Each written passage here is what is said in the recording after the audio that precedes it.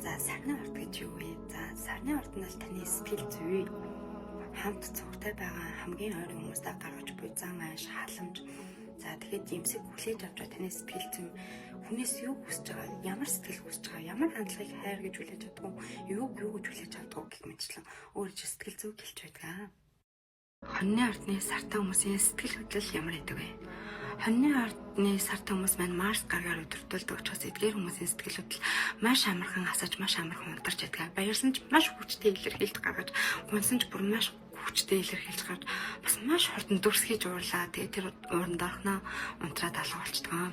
Ерөнхийдөө эдгээр хүмүүс нь өөртөө итгэлтэй, удирдахч хэв шинжтэй, тийм сэтгэл зүйтэй байдаг. Тэгээд бусдаар магтуулах, бусдын анхаарлыг төвд орхол эдгээр хүмүүсийн сэтгэл зүй маш том онцлогоо. Эдгээр хүмүүс нь дотроо ингээд дүнбийгээд ингээд чимээгүй суугаад байдгүй, хэлмээр байгаа мэдрэмжээ, үзэл бодлоо шууд ингээд үгээр илэрхийлждэг. Заримдаа хит шулуун шударга ярьснаас болоод жоохон хэрүүл маргаанд одоо нөгөө жоохон юм токсик харилцаа руу явж орчих гээд байдаг гэмтэй байдаг. Эдгээр хүмүүс нь ерөнхийдөө манлайлагч сул дорой байхыг хүсдэггүй хүмүүс байдаг. Хэрвээ эдгээр хүмүүс нь хэнийг нь дуурлах юм бол тэр дуурласнаа ингээд дотроо мэдрэмжэндээ нуугаад хизээж яваад байхгүй, аль алах илэрхийлж, үгээр жолтгоо илэрхийлж, ерөнхийдөө л үйлдэл нь маш хурд илэрхийлж гаргана, асар хурдан хүчтэй дуурланаа. Ер нь бол үхрийн ордны сартай хүмүүсийн сэтгэл хөдлөл ямар гэдэг вэ? Сар бол үхрийн ордон дээр байхдаа хамгийн таатай гоё хүчрхэг байралтай байдаг. Сар үхэртэй хүмүүс маань үнэхээр тайван дүлгэн, баргийн зүйл сэтгэл зүйн ингээд савлаад, дээшөө доошоо баярлаад, гомдоод, янз бүр болоод цааш нь хувьсганаад сэтгэл зүйн тогтворгүй болоод байдаг хүмүүс биш ээ. Тайван хүмүүс. Эдгээр хүмүүс үнэхээр стресстэй тавил нэлээд зөрүүд, гүжүүд болно. Мөн жоохон ингээд сэтгэл зүйн эдэлт гэдэг зүйл тусах хандлагатай байдаг. Жоохон ингээд стресс гэр идчихгээд амттай, шимттэй, тостой хамаг юм их хамж идчихгээд байдаг. За шууд тийм. Ажил хэргийн хувьд маш тууштай, гэр бүлийн хувьд ч гэсэн маш тууштай хүмүүс байдаг. Ерөнхийдөө юмд их тууштай зан чанартай, сэтгэл зүйтэй хүмүүс байдаг. За тэгээд эдгээр хүмүүс нь хин нэгэнд хэрвээ дуурлал үгээр үйлчлэлээр шууд үзүүлэхээс илүү нэлийн халамжилж эхэлнэ.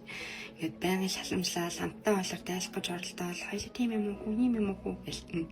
Тэгнэ. Тэгээд бас тэргээ бас шууд илэрхийлээд яж чадахгүй их доктортой хүмүүс болохоор эдгээр хүмүүсийн сэтгэл зүйд хамгийн тухгүй болгодог зүйл бол докторгүй байдлаа, докторгүй зан чанартай хүн хажууд байх, ямар нэгэн зүйлийг шийдвэр нь гарахгүй докторгүй байх. Эдгээр хүмүүс тийм байдалтай л үнээр за яах вэ гэд төвчж үл чаддаггүй. Эхрийн ордыг өөрөө Меркурий гарыг удирддаг учраас эдгээр хүмүүсийн сэтгэл зүйн хамгийн том онцлог бол ерөөсөн маш хурдан хувьсж идэг, уйд гарлах дургу, хэл яриагаар үргэлж сэтгэл хөдлөл илэрхийлэн тэр ерөөсөө илэрхийлэх бүх байна гэдэг юм бараг эдгээр хүмүүс мэдгүй. Тэгэхэд сэтгэл хөдлөл нь үнэхээр хурдан хувьсж идэг, маш хурдан хувьсна, маш эрч хүчтэй, оюунлаг хүмүүс байдгаа. Тэгээд хизээж энэ хүмүүсийг ууралсан уурлаагүй байна уу, гунцнуу гунаагүй байна уу гэдгийг мэдэх гэж ингээд зоох шаардлагагүй. Яг бол зүгээр л өөрснөө бараг шууд үгээрээ үйлдэлээрээ шууд үдэлчин зүгээр царайн дээр ингээд гараад ирнэ дээ. Тэгээд эдгээр хүмүүсийн хувьд болохоор сэтгэл зүйн хувьд хамгийн дарамт үзүүлдэг байдал бол ингээд өөрийг нь сонсохгүй байх, үг яриг нь тоохгүй байх. За тэгээд ярьсан юм нь ойлгохгүй хин ч шимшиг юм жижигхэн мэдрэмж төрүүлэх бол сэтгэл зүйд хамгийн их дарамт өгнө. За тэгээд ихэр сартай хүмүүс маань хэрвээ стресстэй маш их юм бодоод баг ингээ нойр нургүй унтаж чадахгүй амар их юм ингээл тарих таланд бодоол. Хэрвээ эдгээр хүмүүс хүнд ингээ дууралжуул ёстой тасралтгүй тэр хүнийхээ тухай хин нэгэнд ярина сэтгэл хөдлөлөөрөө яриалаа. Ерөөсөө зогсохгүй. Тэгээд айл алах тэр хүнтэйгээ яриа өгөх гэж чинь тэр хүнийхээ талаар илүү их мэдхийг чинь маш их зүйл сонирхож байсан чи ингэдэггүй тэгдэггүй энийг чи юу гэж бодож чинь гэх их мэдчихлэн байдгаа. За мэлхийний орд бол өөрөө сараар өдөрдөлдөг учраас энэ бол бүр сарны хамгийн хүчтэй байрлалаа. Сэтгэл зүйн бол ерөөсөө яг сарны зэрэгж хавирган сартай үед бүтэн сартай үед үнэхээр маш их солигдчихэдэг. Гэтэ эдгээр хүмүүс бол уг мөн чанартай маш зөөлөн, өөрөвч инрэнгүй, халамжлах дуртай хүмүүс. Сэтгэл зүйн маш эмзэг байдаг. Тэгээд мөн сар маань өөрөө зүүн бэлгийг өдөрдөг учраас мэлхий сартай хүмүүс л нэлийн зүүн бэлгтэй байдаг. Тэгэхээр өөрөө зүүн соёнгийн өрөөс ингээ хутлаа зүйлгэж бодож болохгүй. Өөрт чинь юу гэж санагдана юу тэрнийхээ төлөө бас явах хөдлөх хэрэгтэй. Хэрвээ эдгээр хүмүүс одоо хүнд дуурлал тэр хүн маш хайрлан, халамжлан гэр бүл шиг орчин бий болох гэж маш хичээсээр л эдэг хоол унд хөөс авахлаад хамгаалах гэж оролддог. Ажил хэрэг харилцааны үед мэлхий сартай хүмүүс мань маш хувьсамтгай учраас ерөнхийдөө сэтгэл санаа сайхан үедээ л ингээд илүү их хүчтэй юм хийх, бүтээх, хүнтэй сайхан харьцах сонирхолтой байдвал сэтгэл санаа жоох муу ойл ерөнхийдөө гэл нэг иймэрхүү байдгаа. Арслангийн ордны сартай хүмүүсийн сэтгэл зүй ямар байдаг вэ? Арслангийн орд сарн дээр байхаар энэ хүн өөрөөрөө маш их бахархах дуртай, өөрийгөө маш өндөр түнэлдэг. За бас л мөн адил шууд бодож байгаа зүйлээ шууд хэлээ явцдаг. Биш дотроо нүүн, гүлчин, айн тэгээд ингээл дотроо л хадгалаад байна гэсэн юм ерөөс байдаггүй. Тэгээд энэ хүн бол маш баартам. Харин энэ баартам байдал ингээ хүндчгүй гэхээс жоох ингээ дотооддоо айдастай явдаг. Хамгийн тухгүй болгодог зүйл нь л өөрийг нь үл хүндлэх, өөрийг нь онцгойгоор мэдрүүлэхгүй байх байдаг. Хамгийн их таалагддаг зүйл нь мэдээж магтаал, сайшаал тэгээд өөрийг нь онцгойгоор мэдрүүлэх, хүндлэх сүрхийн мундаг гэдгийг харуулах маш чухал байдаг. Мэдээж хэрэг энэ хүн өөрөө төрөлхөөс юм удирдагч, манлайлагч, хаан хатны мэд шинж чанар энергитэй бардам хүмүүс байдаг. Мөн ойр дотны хүмүүсийг маш их хайрлж халамжилж идэг, маш дулаахан энергитэй бусдад урам өгч чаддаг хүмүүс байдаг. Ер нь л Арслангийн сар нь өөрөөр нь бахарх гэдэг энэ мессежийг ингээ эргэн тойрныхоо дотны хүн болгонд өгдөг хайр, дурлал, ажил төрөл, гэр бүлийн харилцаанд ч гэсэн. Тэгэхээр хэрвээ энэ хэрэгцээг бол маш их сэтгэлээр унна. Гэтэ тэрийг ингээд ил гаргаал гомдлоо гэдэг ахгүй маш бардам зангаа гаргаад ингээд нуугаад өөрийгөө нуучдаг байгаа. Охины ордны сартай хүмүүсийн сэтгэл зүй ямар байдаг вэ?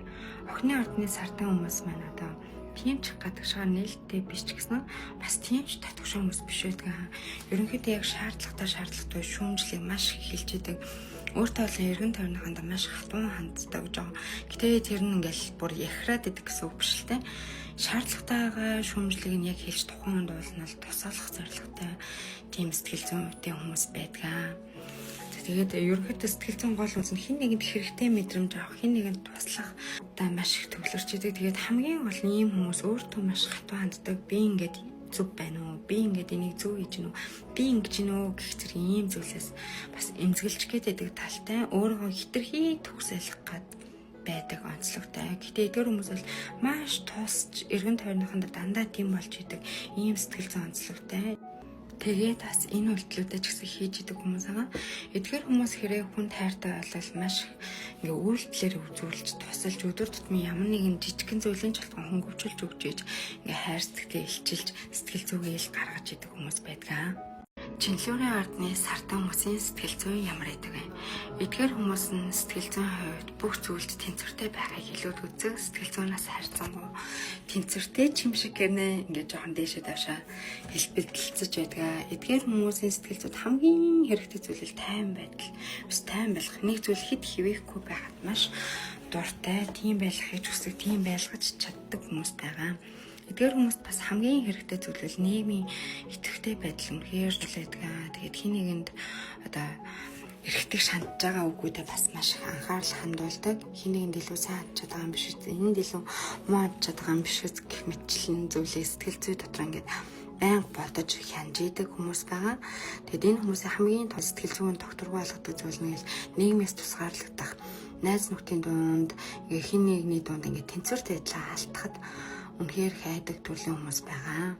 Чинлүүрийн сартай хүмүүс нь хэрвээ хинээгэн дурламж тэр хүнтэй маш эрх тэгш найз нөхөд гоё харилцаа үүсгэхийг хичээж идэг. Харилцаандаа хит ингээд бас өөрийгөө алдах, хорон зайгаа алдах дургүй. Тийм байдаг. Хилэнцэн сартай хүмүүсийн сэтгэл зүй ямар байдаг вэ? Хилэнцэн сар нь өөрөө хилэнцэн ордонд байхдаа бас маш таатай, хүчрэг байрлалуудын нэгэндээ ордог. Хилэнцэн сартай хүн бол татны ойр дотны гэд бодсон хүмүүстэй сэтгэл зүйн гүнзгий харилцаа холбоо ингээд үүсгэхийг хүсэж идэг маш гүн. Бараг нэг үг хэлэхгүйгээр хоёулаа хоорондоо ойлголцох уу гэж байгаа юм шиг тийм харилцаа ингээд үүсгэхийг хүсэж идэг. Тэгэхээр хэрэг энэ харилцаа нь үүсчихгүй бол тэрнээс бас нэлийн стрессний эдгээр хүмүүс бол маш гүн нууцлаг сэтгэл хөдлөл барагтай илэрхийлээд байдгүй. Бас бусдын сэтгэл хөдлөлийг маш сайн анзаараад ингээд уншаад байдаг төрлийн хүмүүс байгаа. Уншиж чаддаг, ойлгож чаддаг. Гэтэ нэг илэрхийлэл чи тэгсэн юм уу барагтай л тэгээд авахгүй татаатаа л тэр ерөнхийдөө хадгалж чинь. Хэрвээ ойрын хүн байл мэдээж яг дуурайт юм ярилцгүй яах вэ? За нэг ийм хүмүүс байгаа. Эдгээр хүмүүсийн сэтгэл зүйд хамгийн тохиолддог зүйл бол ингээд хитрхи ингээд харилцаагаа андаа ингээд ил хууль байгаад Шинцээ сартай хүмүүс нь ингээд сэтгэл хөдлөлөд стрессэд ихэл маш гүнзгий ингээд сэтгэл хөдлөлөд гарч ирдгээ ерөнхийдөө. Мөн энэ сарны маш хүчтэй байрал хилэнцэн Плуто гараараа дурдуулдаг учраас маш зүүн бэлэгтэй байдаг шүү. Та нарын зүүн бэлэг бол үнэхээр тоглоом биш үү? Хин нэгэн таартай бол чин сэтгэлээсээ бүнээсээ хайрлж чаддаг хүмүүс байдаг шүү. Номын ордны сартай хүмүүс ямар байдаг вэ? За номын ордны сар бол маш өөдрөг хөнгөн сэтгэл зүйн хитрхи ингээ гүнзгээрээ дэлхийн янз болоод байдаггүй хүмүүс байгаа. Тэгээд хүн болгоод их хөнгөн илтгэн харьцаа явдаг сэтгэл хөдлөл тэр бүхэндээ ингээ аль болох эерэг байдаг тийм төрлийн хүмүүс байгаа. Хэрэг эргэн тойрны ойр дотны хүмүүстэйгээ ажил төрөлхөнтэй эсвэл хайртайгаа ингээд харилцаанд хитрхи гүнзгээрээ хитрхи жоохон токсик болоод эхэлэл номын ордны айл алхал тэндээс цугтаагаад гарч гад үзэд тардгаа аль болох хуцсан өмсөд гараад явдаг ч юм уу тэр нэг уур амьсгалын намтхыг хүлээж идэг. Намтгаар нь юу ч болгоомж нөгөөдөлч дахиад ингээл хөнгөм. Яа сайн уу гэл ингээд хүрээд ирдэг тийм хүмүүс байдаг. Мөн эдгээр хүмүүс нь маш өөдрөг учраас эргэн тойрны хүмүүст үнэхээр сэтгэл зүйн дэмжлэг гэдэг зүйлийг толтол нь үзүүлж чаддаг. Хизээч чи ийм тийм байх гэж барагтай л нэг амар шүмжлэл амар хүнг гомдоогод байгаа хүмүүс биш ээ. Номын сартай хүн хинэгэн тайртай бол тэр үнтэйгээ цогтаа хамтдаа хэрний эрхчлөөтэй байхыг хүснэ. За тэгээд тэр хүнтэй маш олон сонирхолтой зүйлийг хийж үзэх хүснэ. Юу н харилцаа хөнгөн хэлбэрээр хадгалжуултыг илүү хүсэх болно.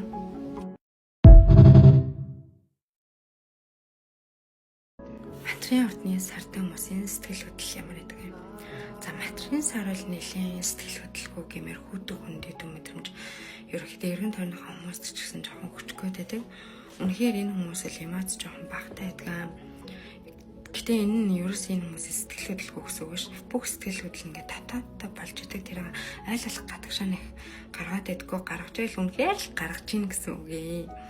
Тэгээд эдгээр хүмүүс л үнэхээр хариуцлагатай бүх зүйлийг хариуцлах гэж хардаг.